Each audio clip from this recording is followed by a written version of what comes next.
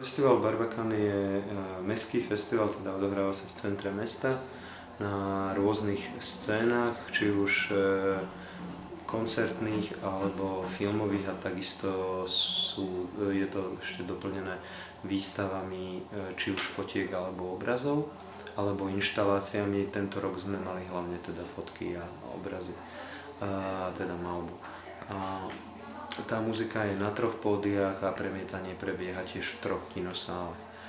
Premietli sme takmer 100 filmov, mali sme množstvo hostí, ktorí boli naozaj spestrením tej filmovej prehliadky, a aj pre návštevníkov festivalu to bolo skvelé, že sa mohli porozprávať s tvorcami toho ktorého filmu a priamo po jeho zliadnutí sa spýtať na nejaké otázky.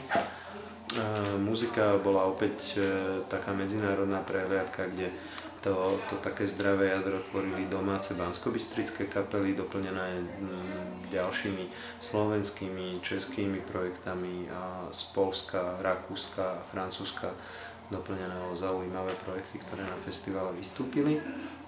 Na festivale nám pomáhali takisto aj dobrovoľníci.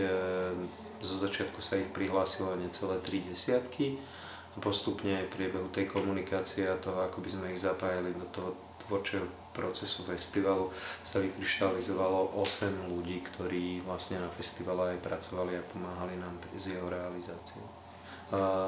Určite aj do tých ďalších ročníkov chceme, aby tí dobrovoľníci začali žiť s festivalom už pred jeho konaním.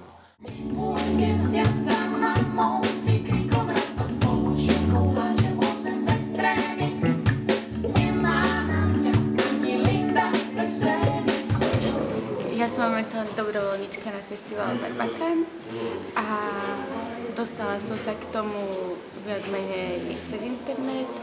Pôvodne moja úplná prvá skúsenosť s dobrovoľníctvom bola minulé leto, keď som začala robiť dobrovoľníčku v Dome Božieho milosrdenstva, vlastne to je dom dôchodcov spojený s hospicom. A tam som pomáhala starým ľuďom, robila som im spoločnosť, chodila som s nimi nakupovať im.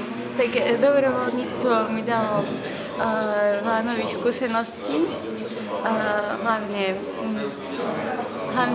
v komunikácii s ľuďmi. A taktiež veľa nových kontaktov, pocit zadozučinenia, že s niečím pomôžem.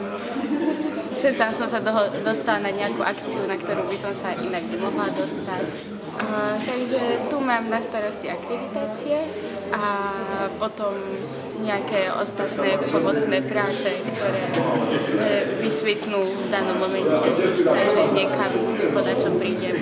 A na akreditáciách vlastne chodia ľudia, ktorí mali možnosť akreditovať sa cez internet, zapnuli na hlasku, naťukaní do systému a teda.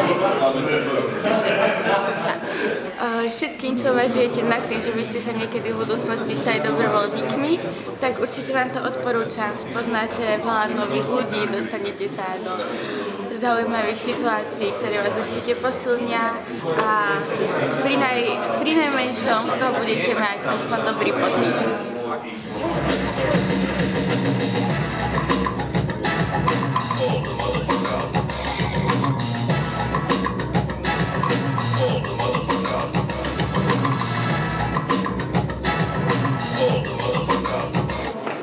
Na Barbacane Feste som ako dobrovoľníčka, dostala som sa sem tak, že som sa dozvedela z internetu o tomto festivale, kde som našla dotazník dobrovoľníka, ktorý som vyplnila a na základe ktorého sa mi ozvali.